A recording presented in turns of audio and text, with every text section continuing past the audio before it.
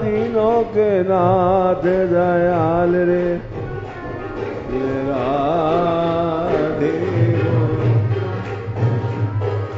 राधे राधे।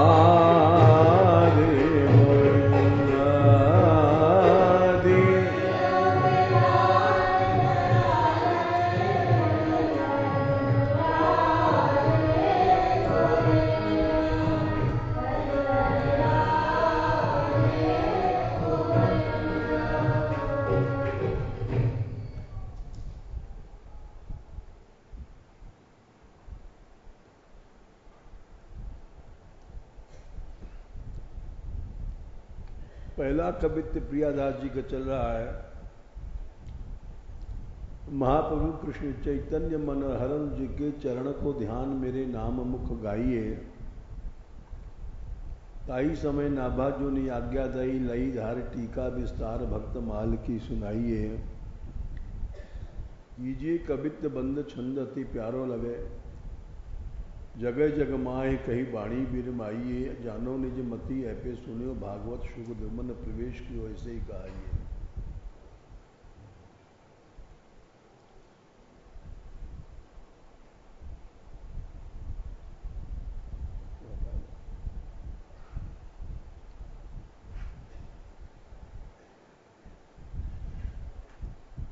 ठीक है।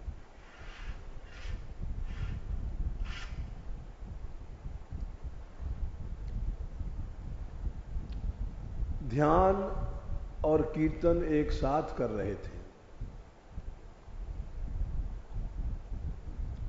जप या कीर्तन तभी पूर्ण माना जाता है जब ध्यान भी अपने इष्ट का साथ साथ हो। तद जपस तदर्थ भावनम।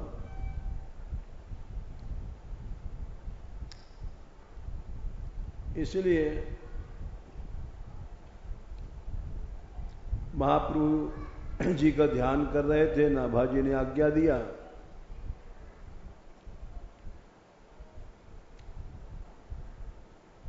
इन्होंने कहा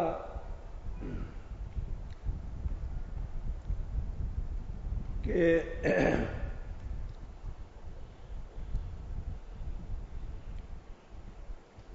मैं तो दीनता के कारण ना जानो निजमती ऐपे सुनियो। मैं तो अपनी बुद्धि को जानता हूं कि मैं भक्तों का चरित्र कहना एक बड़ा कठिन काम है, किंतु सुनियो भागवत सुख द्रुमन प्रवेश कियो। हमने ऐसा सुना है कि सुखदेव जी ने वृक्षों के अंदर प्रवेश करके और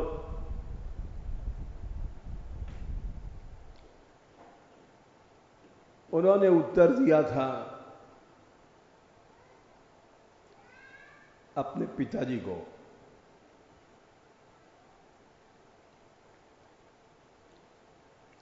वृक्षों ने उत्तर दिया था। शुक द्रुमनि प्रवेश कियो।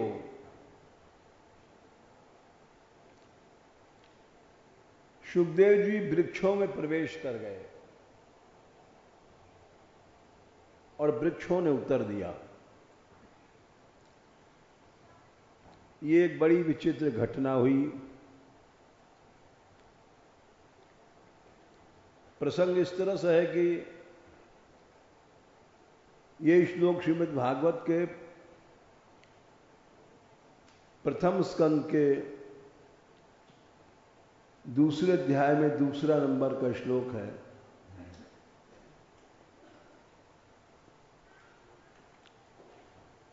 इसमें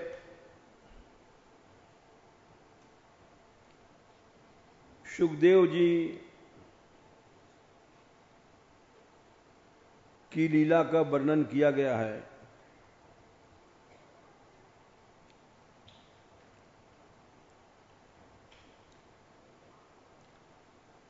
एक दो दो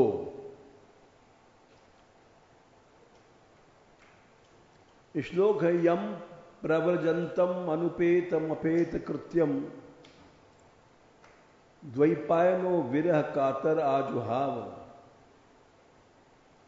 पुत्रेति तन्मया तया तर्वोभिनेदुस्तम सरभूत हृदय मुनि मानतोस्मि।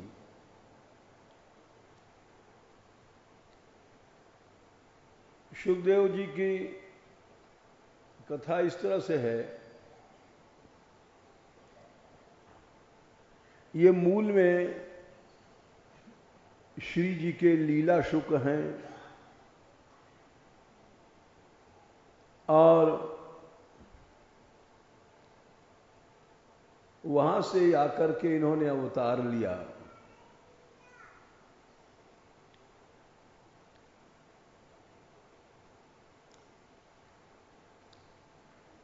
श्री जी की इच्छा से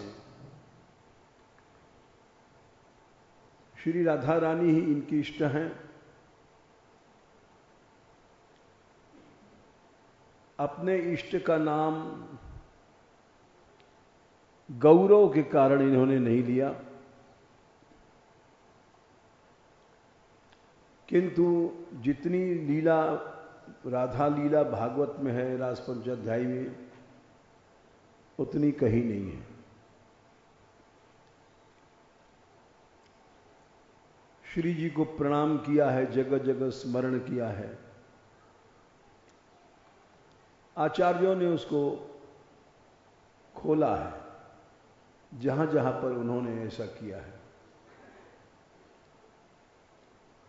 इसलिए श्रीमद् भागवत का साधारण लोगों को ज्ञान नहीं हो सकता। आचार्यों के मुख से सुनी भई पद्धति के अनुसार चलने पर भागवत लग सकती है।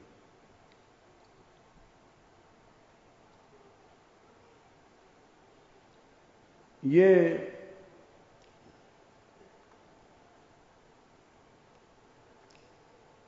इनका प्रसंग लिखा है गौड़ेश्वर संप्रदाय में रूप गोस्वामी जी ने कि एक बार श्री जी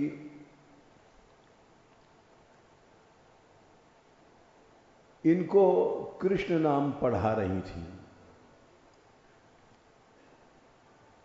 कृष्णेति मधुरम मृदु पाठयन्त्याः।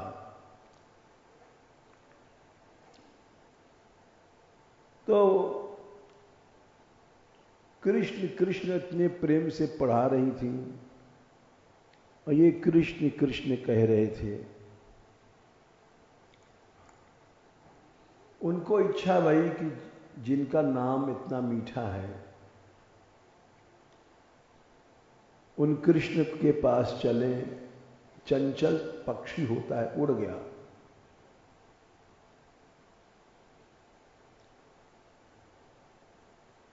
और धिंग माम अधन्यम अति चंचल जाति दोषात। कृष्ण के पास पहुंचे, लेकिन जो कृष्ण नाम श्री जी पढ़ा रही थी, जो रस था, वो इनको वहां नहीं मिला। दिव्या कराम्बोरुह कोरगतश्चितोस्मि। पछताने लग गए कि मैं श्री जी के हाथों पर बैठा था। चंचल जाति होने के कारण मैं उड़ाया। तो ये लीला शुभ थे और इन्होंने श्री जी की इच्छा से यहां आकर के अवतार लिया।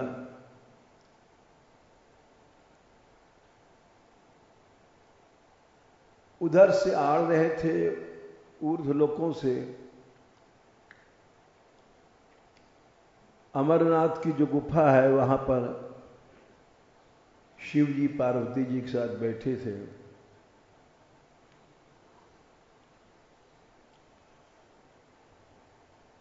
नारद जी ने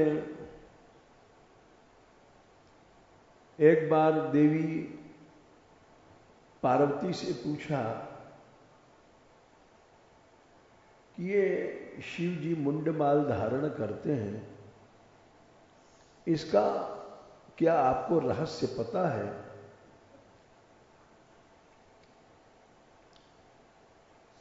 देवी पार्वती बोली, मुझे तो नहीं पता है। तो उन्होंने कहा, आपने पूछा भी नहीं कभी? बोले, नहीं पूछा। अब पूछूंगी।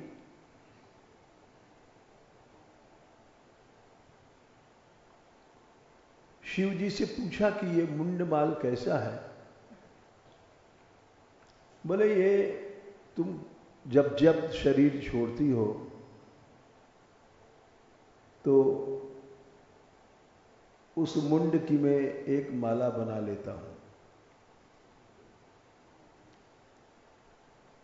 बोले, मैं ही शरीर छोड़ती हूं, ऐसा क्यों है? उन्होंने कहा कि इसका रहस्य है, जो गोलोकपति भगवान राधा माधव हैं, उनका रहस्य जानने वाला, उस पर काल का प्रभाव नहीं पड़ता है। उसको अमर कथा कहते हैं। तो आप मुझे सुनाइए। बोले, हम सुनाएंगे।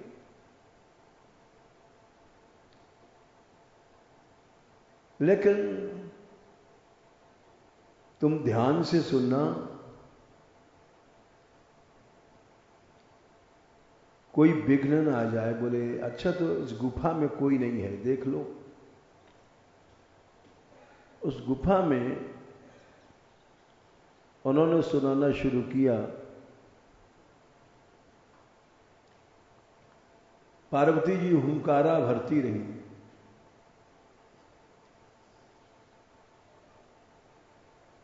उतने में उनको नींद आ गई। वो नींद आते उधर से उड़ते हुए शुभ जी आ रहे थे तोते रूप में।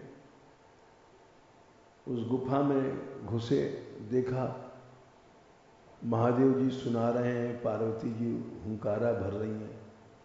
ये भी बैठ के सुनने लग गए। जब उनको नींद आ गई तो इन्होंने सोचा कथा रुक न जाए, तो उनकी जगह इन्होंने हूं शुरू कर दिया, हुंकारा भरना। कथा की पूरी होने के बाद महादेव जी ने देखा पार्वती तो सो रही हैं।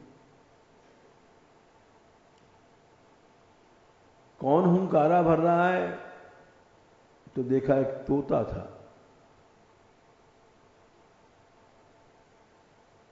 वो तोते को मारने दौड़े हुए। इसने कैसे सुन लिया? वो भागे और व्यास जी की स्त्री के मुंह में घुस गए।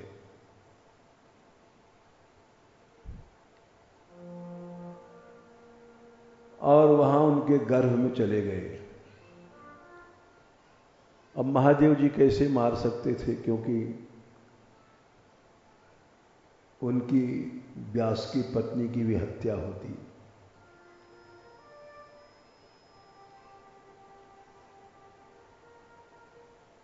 जब चले गए तो ये बाहर नहीं निकले 12 वर्ष तक।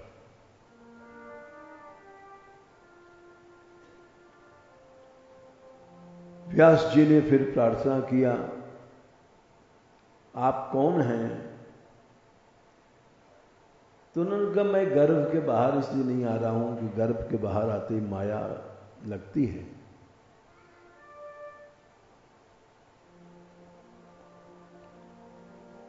और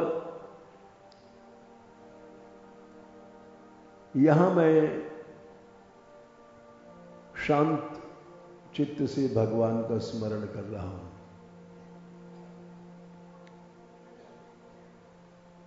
उन्होंने कहा, नहीं लगेगी, हम स्वयं श्री कृष्ण से प्रार्थना करेंगे। गर्भ के बाहर माया एकदम आती है। ये बात तीसरे स्कंद में कपिल भगवान ने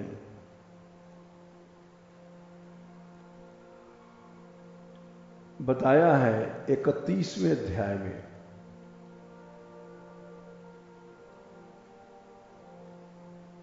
गर्भ में जो प्राणी है वो कह रहा है, हे दीन बंधो, गर्भ में चाहे कितना भी कष्ट है, मैं बाहर आना नहीं चाहता। सोहम वसन्नपि विभो बहु दुखवासम है 20, 3:31-20।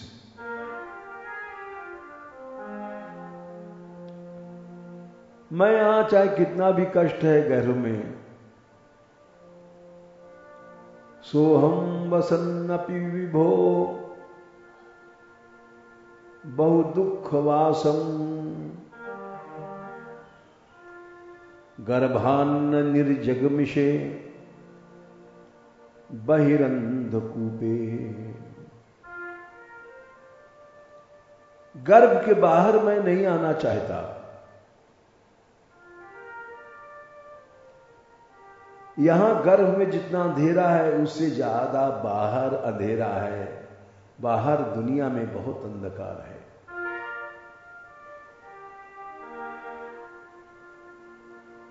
बोले क्यों? यत्रोपयातमुपसरपति देव माया। गर्भ से बाहर आते मान माया दबा देगी हमको।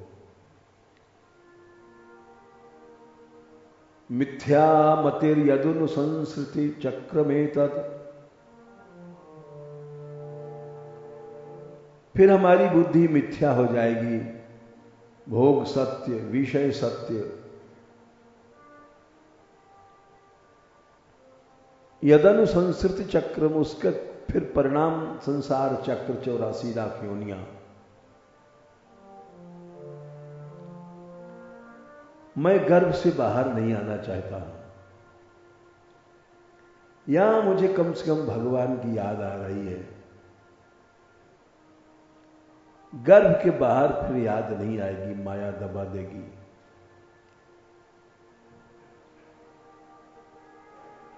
गर्भ से बाहर आते ही बच्चा रोता है क्योंकि माया का आक्रमण शुरू हो जाता है।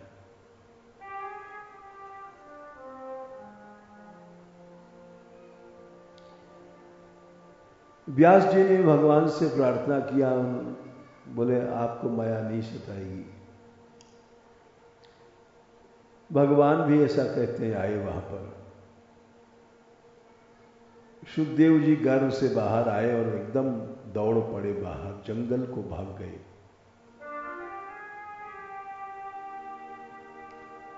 बोले घर में रहने पर माया, मोह, ममता, माता पिता, परिवार, इसी में आदमी फंस जाता है।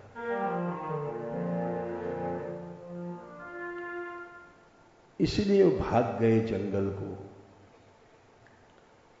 ऐसा आज तक कभी नहीं हुआ था, गर्भ से निकलते ही बच्चा जंगल को भाग गया।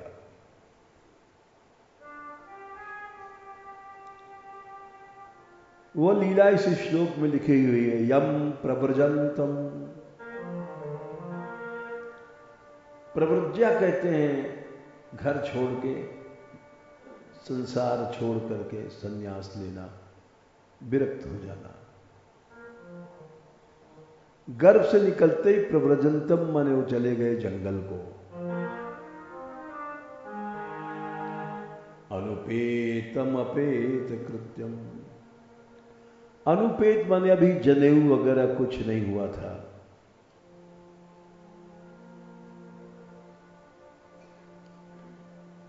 कोई भी जैसे बच्चा पैदा होता है,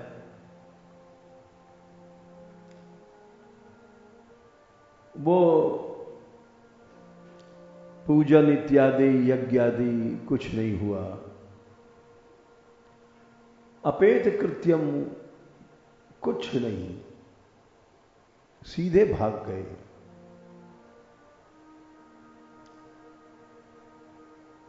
बारह साल के थे,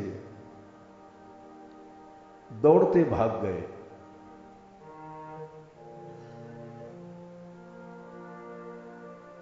व्यास जी पीछे पीछे भागे।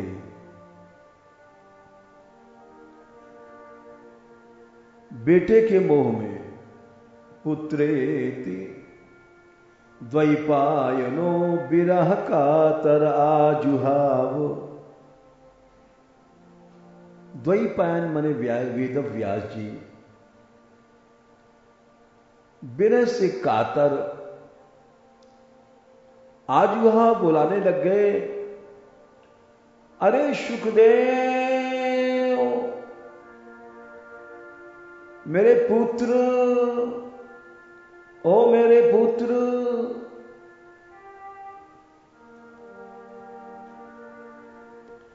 पुत्रेति तन्मयतया, पुत्र पुत्र बुलाने लग गए।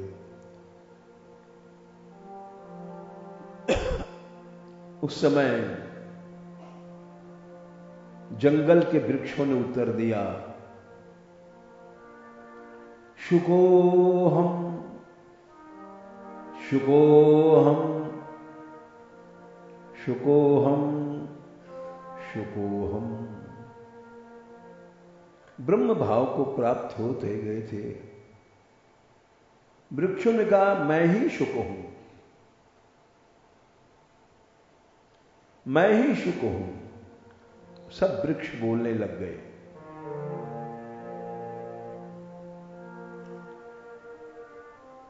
व्यास जी समझ गए कि ब्रह्म भाव को प्राप्त हो गया है।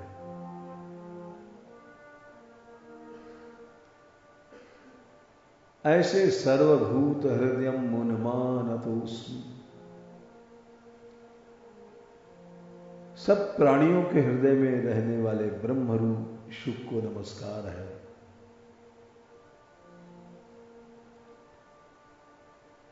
प्रियदास जी कह रहे हैं कि जैसे शुकदेव जी योगेश्वर हैं, वो वृक्षों के भीतर घुस करके, व्याप्त होकर के अपने पिताजी को समझाया कि मैं तो शुक ब्रह्म हो गया।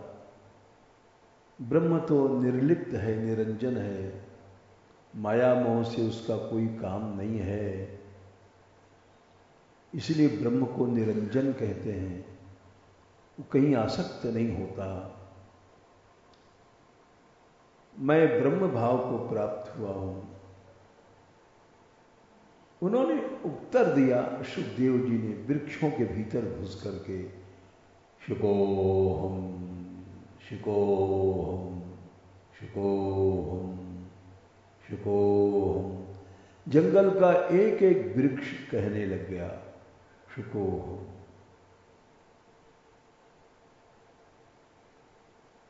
पुत्रेति तन्मयतया तरवोभिनेदु। तरवोभिनेदु माने हर वृक्ष बोलने लग गया, शुकोहम शुकोहम। वन के जितने वृक्ष थे वो बोलने लग गए, शुकोहम शुकोहम शुकोहम। व्यास जी ने देखा और समझ लिया कि ये ब्रह्म भाव को प्राप्त हो गया। वृक्षों इसकी ओर से वृक्ष उत्तर दे रहे हैं, ये एक ऐसी सर्वोच्च ज्ञान की सिद्धि पर पहुंच गया जहां कोई पहुंच नहीं सकता। इस ब्रह्म भाव में पहुंच गया है। अच्छा, लेकिन ब्रह्म भाव से भी ऊंचा है श्री कृष्ण आनंद, कृष्ण रस। उन्होंने सोचा कि अभी इसको श्री कृष्ण रस मिलना बाकी है, जो ब्रह्म भाव से आगे की बात है।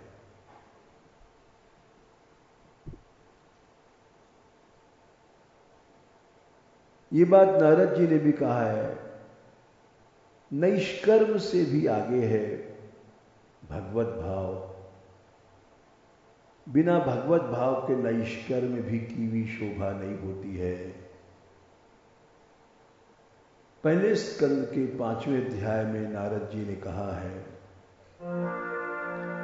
नैष्कर्म्यप्यच्युत भाव वर्जितम,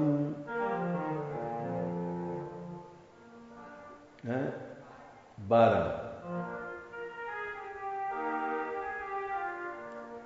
1 5 12 नैष्कर्म, जो जहां पर कोई कर्म का बंधन नहीं होता है,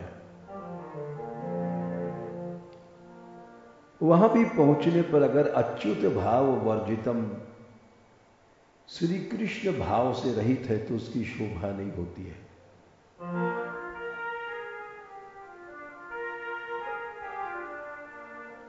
नैष्कर्म्यच्युत भाव वर्जितम न शोभते ज्ञानमलम निरंजनम,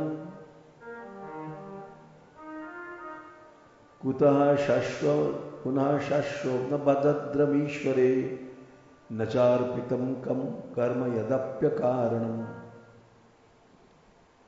फिर और सब निष्काम कर्म आदि की क्या शोभा हो सकती है, जहां श्री कृष्ण भक्ति नहीं है।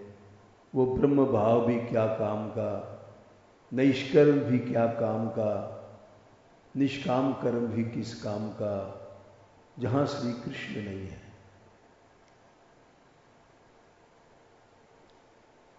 तो उन्होंने, व्यास जी ने अपने शिष्यों को 2 श्लोक रटाए, एक भगवान के रूप माधुरी और एक गुण माधुरी।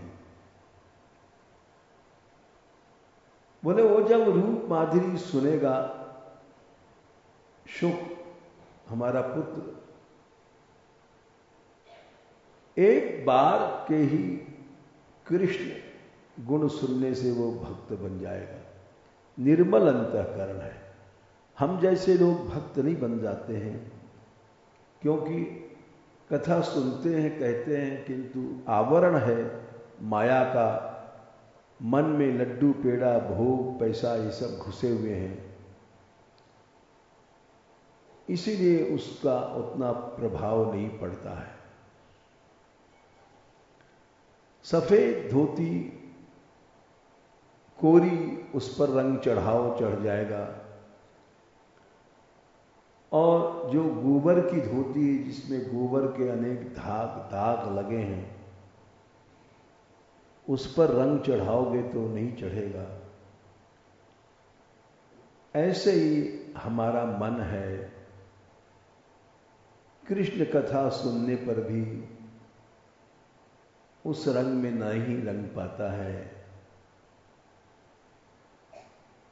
किंतु वो तो सुखदेव ब्रह्म भाव प्राप्त हैं। अपने शिष्यों को रटाया 2 श्लोक कि जाओ, जब तुमको जंगल में डर लगे शेर चीता, तो इस श्लोक को गाना, तुम्हारी रक्षा हो जाएगी। तो जंगल में गोचारण करते हुए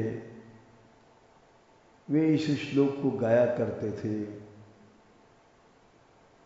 और पहला श्लोक है, बरहा पीडम, बरह कहते हैं मयूर, आपीड माने मुकुट। ये श्लोक 10वें स्कंद के 21वें अध्याय में भगवान कृष्ण की रूप माधुरी का वर्णन है।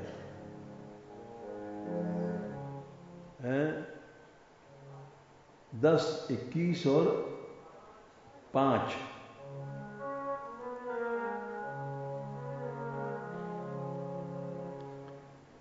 बरहा पीडम, मोर मुकुट है। नटवर वपु, नट के तरह 3 जगह से टेढ़े खड़े हैं। कर्णयो कर्णिकारम,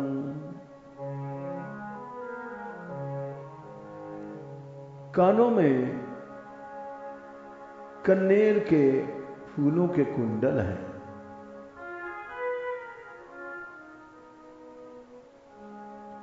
बिभ्रद वासा,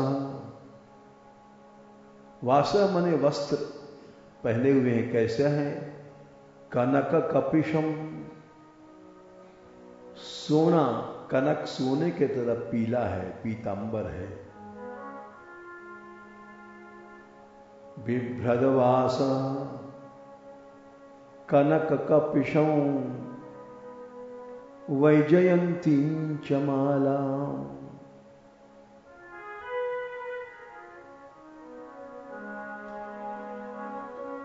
वैजयंती माला बिभ्रत धारण किए हुए हैं।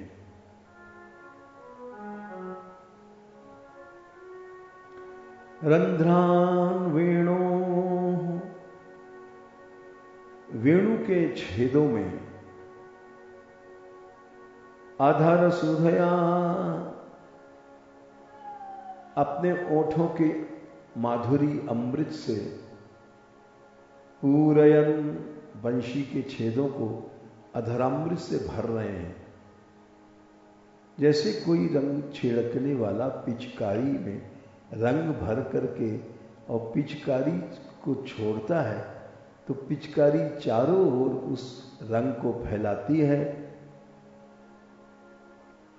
ऐसे ही बंशी एक तरह की पिचकारी है, उसमें कृष्ण ने अपने आधार सुधा को भरा, बजाया तो अधर सुधा बंशी के स्वरों में के द्वारा सारे कण कण में, लताओं में, पत्तों में, नदियों में, सरोवरों में भगवान की अधर सुधा फैल गई।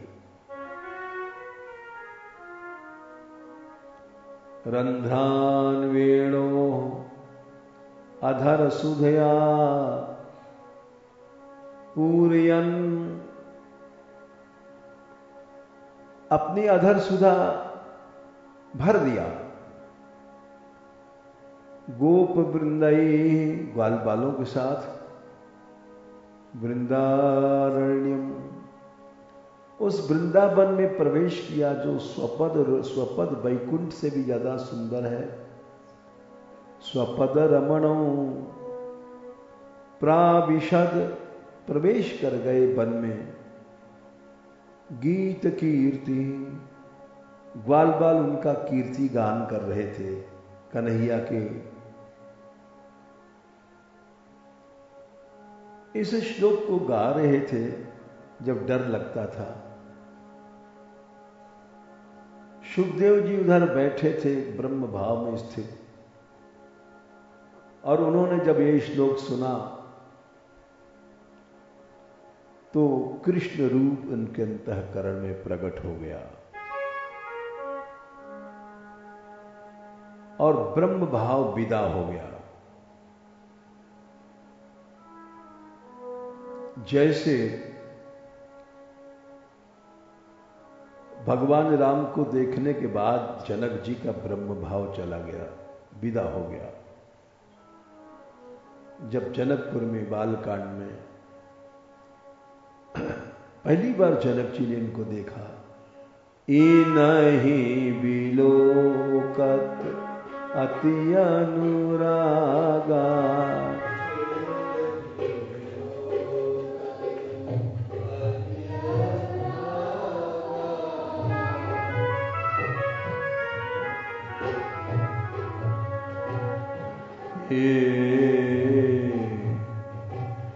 बरबस ब्रह्म सुख ही मन त्यागा,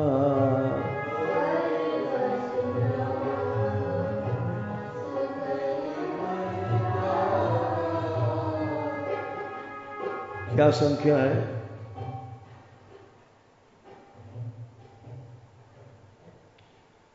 इनई बिलोकत, जनक जी ने देखा पहली बार। और जो निरंतर ब्रह्म भाव में डूबे रहते थे, ये 216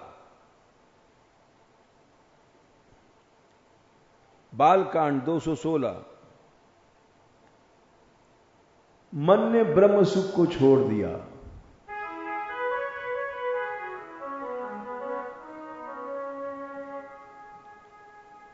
और मारा मन प्रेम में फंस गया। सहज विराग रूप मन मोरा, थकित हो तो जिमि चंद चकोरा।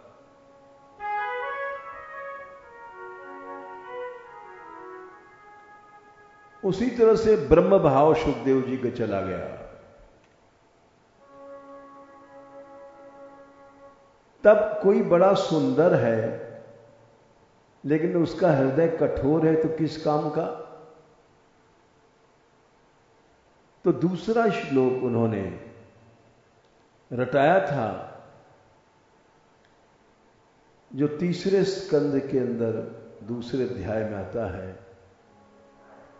अरे वो इतना दयालु है कि आज तक कोई ऐसा दयालु हुआ नहीं।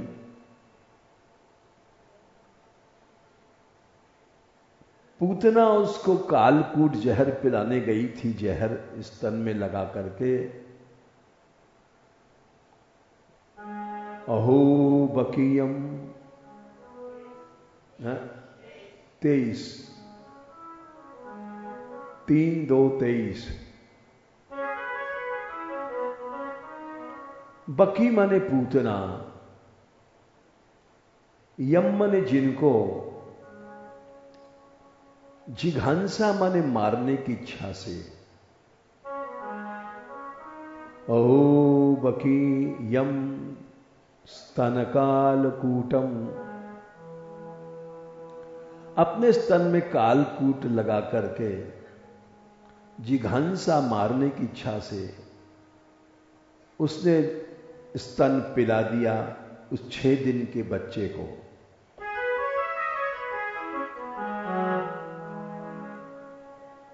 अपायदप्यसाध्वी, असाध्वी दुष्ट थी, हत्यारिन थी, यानी कितने बच्चों को मार के आई थी। किंतु भगवान ने दया करके लेभे गतिम, लेभे मने प्राप्त किया, धात्र्युचिताम माता की गति दिया उनको। ततोन्यो, उनसे अलावा और कौन दयालु हो सकता है। कम वा दयालु शरणम ब्रजेम, उसको छोड़ करके किसकी शरण में जाएं।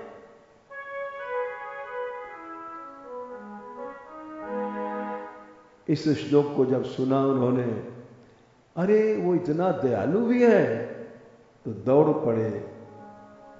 उन बच्चों से पूछा, ये तुम जो सुना रहे हो ये तुमने कहां सीखा। उन बच्चों ने कहा, हमारे गुरुजी हैं। अच्छा, तुम्हारे गुरुजी कहां हैं। वे वेद व्यास जी महाराज हैं। उनको कृष्ण आनंद मिल गया, ब्रह्मानंद से श्रेष्ठ। तो तुम अपने गुरुजी के पास हमें ले चल सकते हो। बोले हां, वो ऐसे श्लोक और भी हैं। बोले हां, हमको पढ़ाते हैं, जो उनके पास जाता है। अच्छा, ओह, बड़ी सुंदर लीलाएं हैं। तो सुखदेव जी ने कहा है दूसरे स्कंध में उन्होंने स्वयं कहाँ है? परनिष्ठितोपि नैर्गुण्ये, दूसरे स्कंद के पहले अध्याय में है।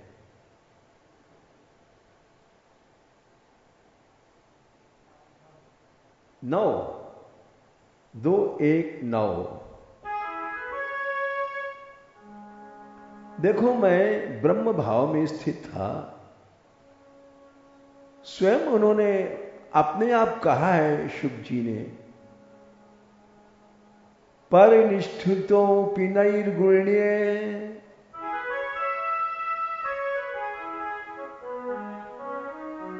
ब्रह्म भाव में स्थित था, लेकिन उत्तम श्लोक लीलया,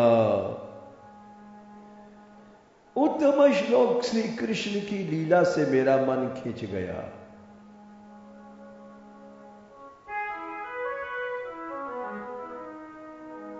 गृहीत चेता राजर्षे आख्यानम यदधीतवान। हे राजा परीक्षित, मैंने सारा भागवत पढ़ा, और हे राजन, बड़े बड़े ऋषि मुनि, प्रायेण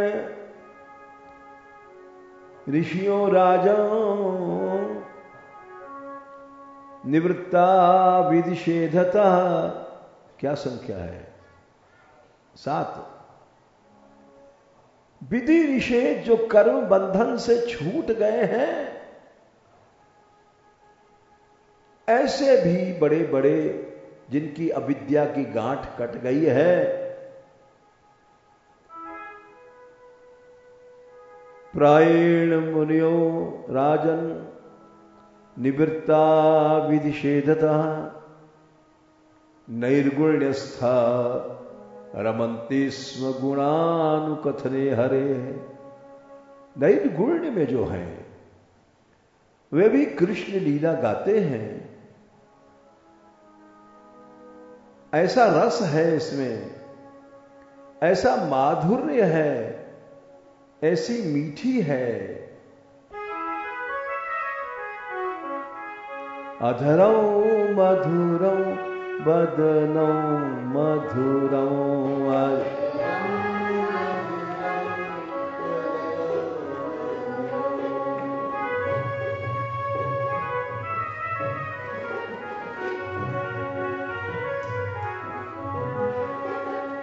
सब कुछ मीठा, इनके ओठ, इनका मुख। अधरौ मधुरौ बदनौ मधुरौ,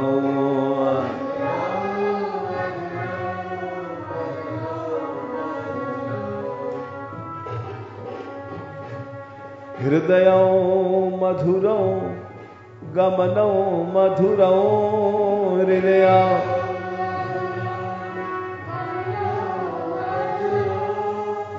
हृदय बड़ा मीठा है, चाल बड़ी मीठी है।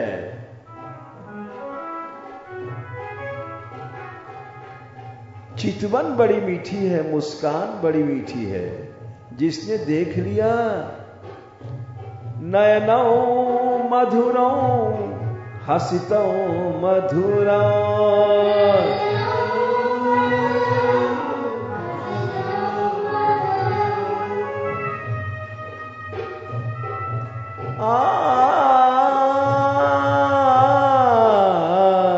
उस मधुर का, मधुरपति, मधुराधिपति, मधुरता का स्वामी कृष्ण है। उससे ज्यादा मीठा कुछ नहीं है।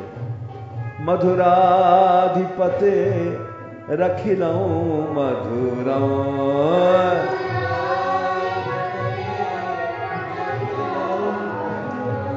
मधुराधिपते रखिलौ मधुरौ।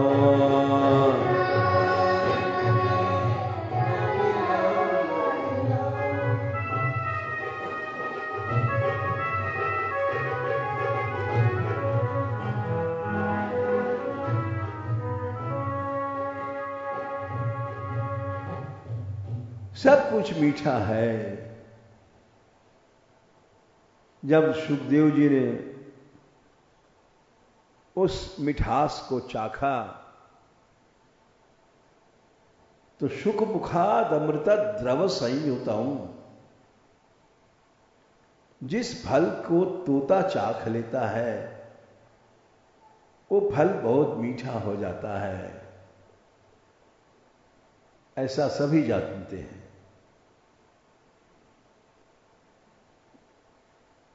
फल तो मीठे होते ही हैं, लेकिन जिस फल को शुक तोता चोंच मार देता है वो बहुत मीठा होता है। तो भागवत इतनी मीठी क्यों है?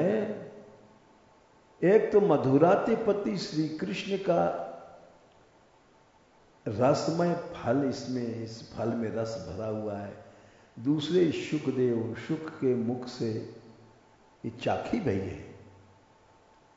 निगम कल्प तरोर गलितम फूलम शुको मुखाद अमृत द्रव संयुतम।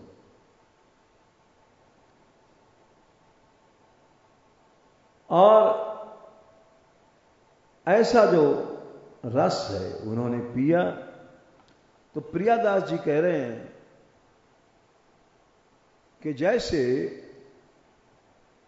वृक्षों ने उत्तर दिया शुकोहम शुकोहम, सुखदेव जी ने उत्तर दिया वृक्षों में घुस कर करके, एक एक पेड़ बोलने लग गया। वैसे ही आप हमारे हृदय में घुसेंगे तो हम भक्त चरित्र गाएंगे। ये इनका भाव है प्रियादास जी का। देखो एक बात समझ लो, ब्रजभूमि है, इसका स्वरूप हम जैसे लोग चाहे 100 साल तक यहां रहें समझ नहीं पाएंगे। जब किसी महापुरुष की कृपा होती तब समझ में आता है, और नहीं हम यहां रह करके भी लड़ुआ पेड़ा दास बने हुए हैं।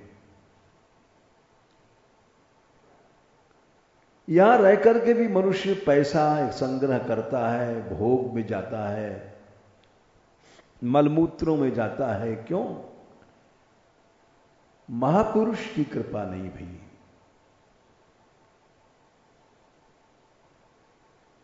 महापुरुष की कृपा होने के बाद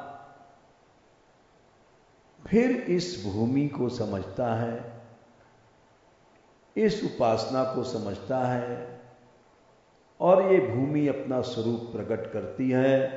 इसका प्रमाण देख लो, भागवत में दूसरे खंड के आखिर में महात्म्य है स्कंद पुराण का। उसमें उस महात्म्य में शांडिल्य जी ने कहा है,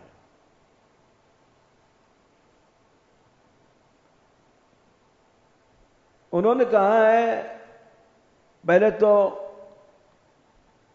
ब्रजभूमि का वर्णन किया उन्होंने, समझाया। पहला अध्याय श्लोक संख्या 40 जो महात्म्य है स्कंद पुराण का, पीछे की ओर आखिर में उसमें उन्होंने कहा है कि हे वज्रनाभ, तुम ब्रज की सेवा करना। कैसे? नद्यद्रिद्रोणी कुंडादि कुंजान संसेवतस्तत्र। श्लोक संख्या 39। ब्रज की सेवा कैसे करोगे? नदी, अद्रि पर्वत, द्रोणी जैसे गहवर बने पर्वतों के बीच में, कुंड कुंजों को संभालना संवारना, यह है ब्रज की सेवा। तुम ब्रज की सेवा करना जाके, और तुम्हें मेरी कृपा से फिर वो भूमि सच्चिदानंदमयी दिखाई पड़ेगी।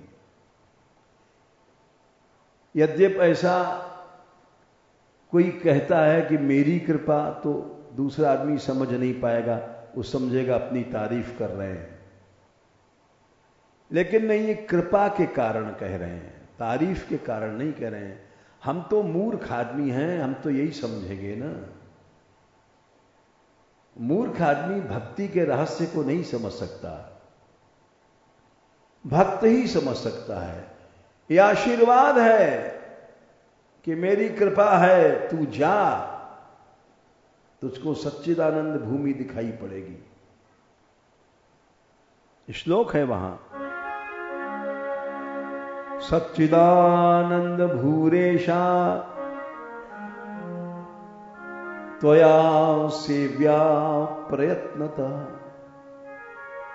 जाओ ब्रजभूमि में रहना, और ब्रजभूमि के कुंडों की, नदियों पहाड़ों की सेवा करना, और जब तुम सेवा करोगे तो मेरी कृपा तुम्हारे साथ साथ जाएगी। तब कृष्णस्थलान्यत्र स्फुरन्तु मद अनुग्रहात्। अरे बजनाभ, मेरी कृपा से तुझे सब भगवान की लीला स्थलियां चमकने लग जाएंगी।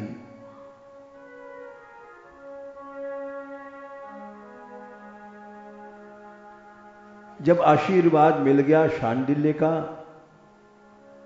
यानी बिना महापुरुष की कृपा के ब्रज भूमि अपना स्वरूप नहीं दिखा सकती। जब कोई ब्रज भाव भावित संत कृपा करता है, तब उसको ये सब स्थलों का अनुभव होने लग जाता है। और जब उसमें ब्रज की सेवा की भावना आती है, तब धाम ब्रह्म है, धाम की सेवा, नद्यद्रिक्रोणी द्रोणी सबकी सेवा करना, और फिर सच्चिदानंदमयी जो भूमि है ये तुमको दिखाई पड़ेगी। तव कृष्ण स्थलाम यत्र स्फुरन्तु मदनुग्रहात्। मेरी कृपा है, तुम जाओ।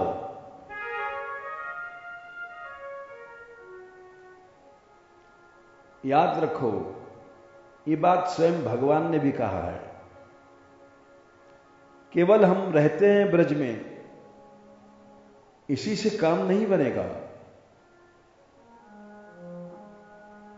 बिना महापुरुष की कृपा के धामवास फल नहीं देगा। देख लो भागवत में भी 10वें स्कंद 86 अध्याय, भगवान कृष्ण ने कहा है, देवा क्षेत्राणि तीर्थानि दर्शन स्पर्शनार्चनैः शनैः पुनन्ति कालेन तदप्यर्हत तमेक्षया। क्या संख्या है? 52।